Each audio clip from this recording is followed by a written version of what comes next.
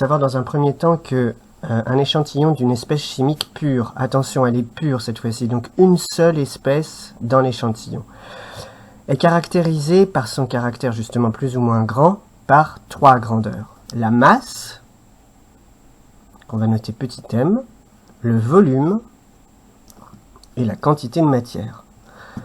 Et je mets des ESP en indice pour indiquer qu'il s'agit bien de la masse, du volume et de la quantité de l'espèce chimique pure. Ce qu'il faut savoir, c'est que c'est complètement intuitif. Ces 3 grandeurs, elles sont proportionnelles. Quand la masse triple, le volume va tripler, la quantité de matière va tripler. Donc en fait, il y a des relations de proportionnalité entre ces 3 grandeurs. Entre la masse et le volume, eh bien, la masse de l'espèce, c'est égal au volume de l'espèce multiplié par un coefficient qu'on appelle la masse volumique de l'espèce. Notez ρ_esp. Alors bien sûr, il faut le lire dans ce sens-là. Il faut également savoir que Vsp, c'est la masse sur la masse volumique, et que bien sûr, la masse volumique, c'est la masse de l'espèce dans l'échantillon considéré sur le volume de l'échantillon considéré. La masse volumique, généralement, n'est peut-être pas forcément donnée, mais on donne la densité. Donc il faut aussi rappeler que ρesp, c'est égal à la densité de l'espèce multipliée par ρ de l'eau. Et ρ de l'eau ne vous sera jamais fourni. Attention, ρ de l'eau n'est pas égal à 1 g par litre, mais 1 kg par litre. En première approximation, on peut même dire 1,0 kg par litre. Il faut savoir vite faire les conversions. Sachez que ça fait 1,0 tonnes par mètre cube. Sachez également que ça fait 1 gramme par millilitre ou par centimètre cube. Voilà. Donc bien sûr, on aura la masse de l'espèce qui est égale à la densité de l'espèce fois ρ de l'eau fois le volume de l'espèce. Dans une expression comme ça, il ne faut jamais dire que comme ρ de l'eau vaut 1, on l'enlève. Non, tout va dépendre des unités. Et en plus, si vous l'enlevez, vous n'aurez absolument pas d'équation homogène. Bien, entre la masse et la quantité de matière, c'est bien sûr la masse molaire qui va intervenir. Donc la masse d'une espèce est proportionnelle également à sa quantité de matière, et c'est la masse molaire qui intervient. Et ça, il faut bien sûr le savoir, l'utiliser dans les 3 sens, bien sûr. Maintenant, entre le volume et une quantité de matière. Alors, dans le cas où la forme est gazeuse, c'est-à-dire qu'on a une espèce gazeuse, eh bien on a une expression qui ressemble exactement à ça, sauf que ça ne va pas être la masse molaire qu'on va faire intervenir, mais le volume de l'espèce, en fonction de la quantité de l'espèce, est égal au produit du volume molaire, qu'on a un indice M, multiplié par la quantité de l'espèce. Et dans le cas général, eh bien, on est obligé, pour passer du volume à la quantité de matière, de passer par la masse. Donc ça, c'est très important. Il n'y a pas d'égalité directement, parce que pour un solide ou un gaz, notamment, le volume molaire n'existe pas. Vous aurez donc un premier passage qui va vous permettre d'avoir la masse en fonction du volume.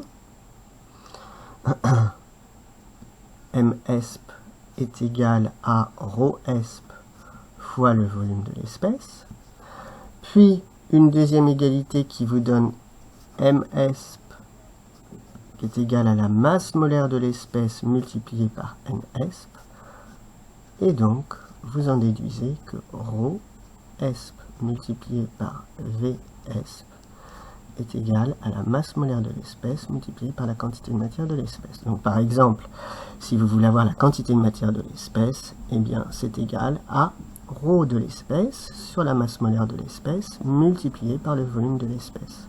Ou encore la densité de l'espèce multipliée par ρ de l'eau sur la masse molaire de l'espèce multipliée par donc le volume de l'espèce. Alors ce qui est très important, c'est que dans toutes ces grandeurs qu'on vient de faire intervenir, celles que je vais indiquer avec une petite étoile ne font pas intervenir l'échantillon.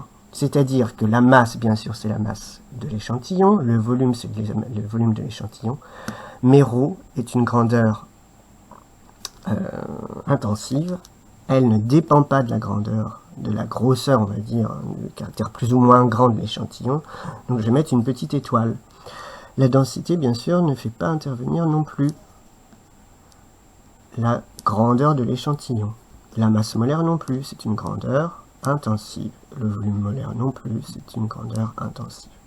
Vous pouvez remarquer d'ailleurs qu'une grandeur intensive, c'est toujours la division d'une grandeur extensive sur une grandeur extensive. Puisque là, on aura bien sûr que la masse molaire, c'est la masse extensive divisée par la quantité de matière extensive. Le volume molaire de même. Et donc là, on retrouve que ça, c'est extensif, le volume est extensif, ces trois caractères sont intensifs, donc on trouve un caractère extensif. Alors ça, c'est très important dans un premier temps. Donc là, je peux remettre la même chose. Enfin, rho de long, oui, c'est une constante, mais c'est quand même un effet intensif. Voilà. Dans le cas d'une substance, alors il faut faire attention, la substance, c'est pas tout à fait une espèce pure, la substance, c'est un mélange d'espèces. Et parmi les substances est inclus, donc y est compris, la solution, qui est un mélange d'espèces particuliers, où je vous rappelle, il y a un solvant en très très grande majorité, voilà donc le caractère d'une solution, et non pas un, mais des solutés qui baignent dans le solvant.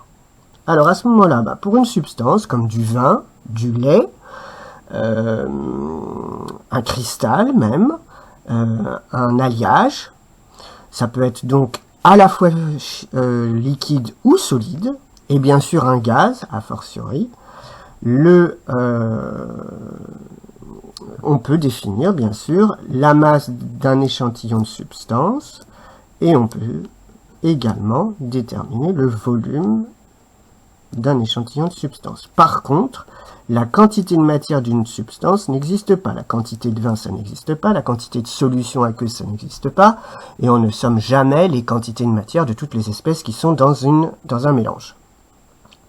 Donc en fait, on n'a que ces deux grandeurs. Ce qui fait qu'on a bien évidemment, on peut tout à fait définir la masse volumique d'une substance, puisqu'on aura donc m subs est égal à ρ de la substance, qui est une grandeur intensive, multipliée par le volume de la substance, ça existe, ou encore, en faisant intervenir la densité, on aura cette égalité-là.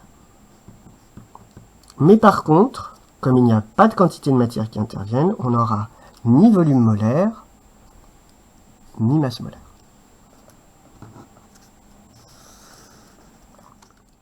Alors, le cas d'un soluté dans une solution. Là, vont intervenir différentes choses. En fait, à chaque fois qu'on vous avez ce qu'on appelle une grandeur de mélange, c'est toujours le rapport, et c'est ça qui est très important à comprendre, entre une grandeur qui correspond à une des espèces chimiques qui est dans le mélange, sur une grandeur qui correspond à, cette fois, la substance considérée, donc par exemple, typiquement la solution. Eh bien, vous avez ce qu'on appelle la concentration. Donc ici, si je les indique par exemple en verte, celle-ci, et si toutes les autres, on les indique en rouge. Donc tout ce qui dépend de l'espèce qui va être en solution en rouge, la quantité en rouge, là,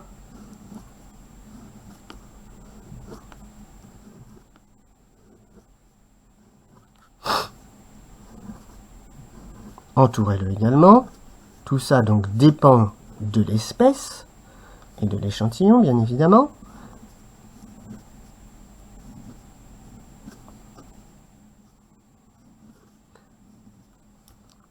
Et tout ça, ça va être du vert.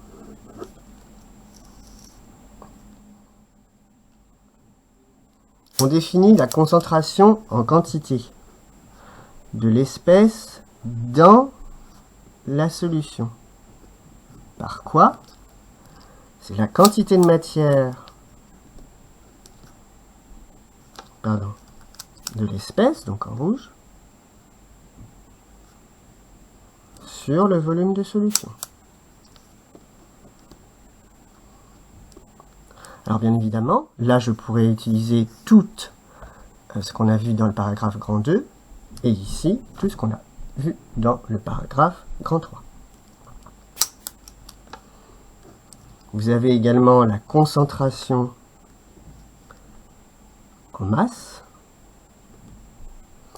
Je vais l'appeler C'M, S dans solution. Ce sera égal à quoi? À la masse de l'espèce qu'on étudie dans la solution sur le volume de l'espèce.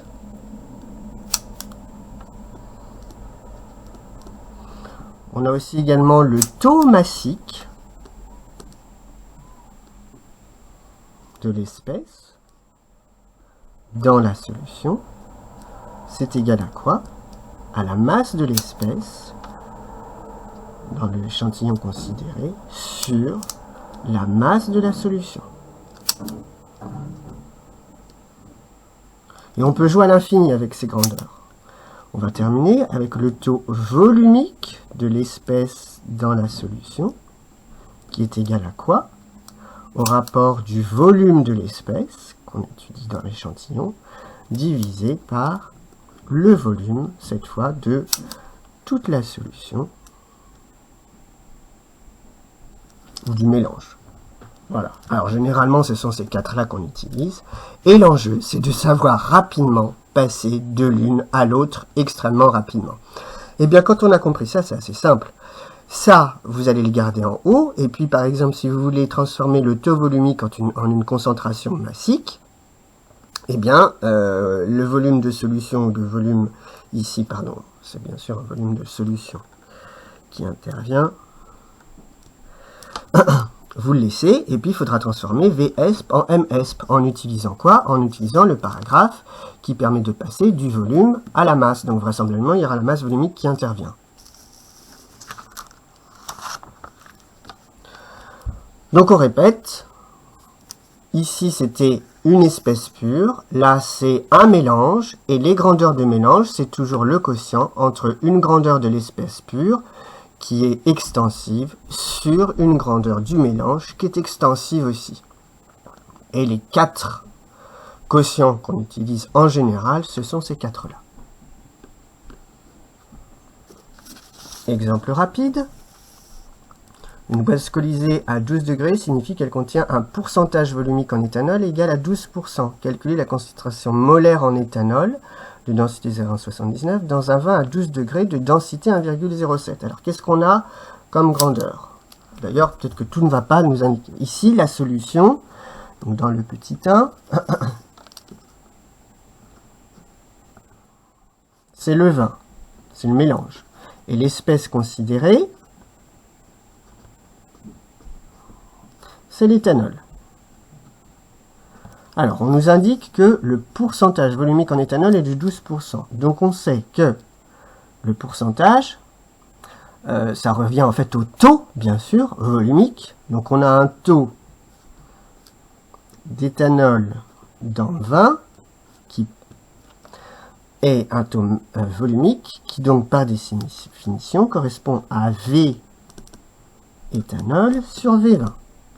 Et nous, ce qu'on cherche, c'est la concentration molaire.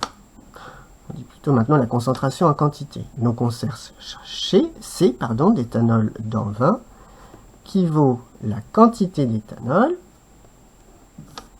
sur le volume de 20.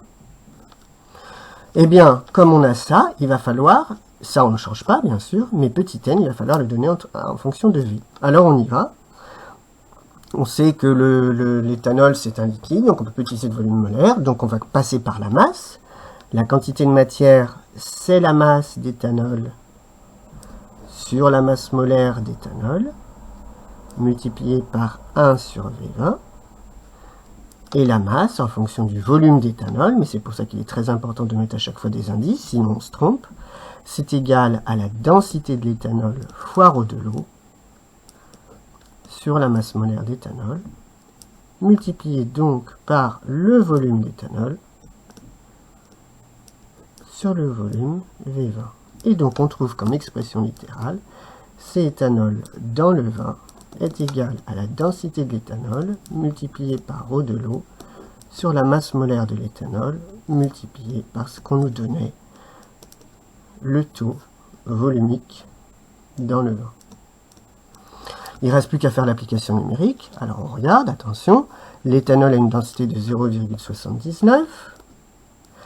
L'eau c'est 1000 grammes par litre, attention surtout à cette valeur, c'est des grammes par litre si on veut garder des grammes ici sur la masse molaire.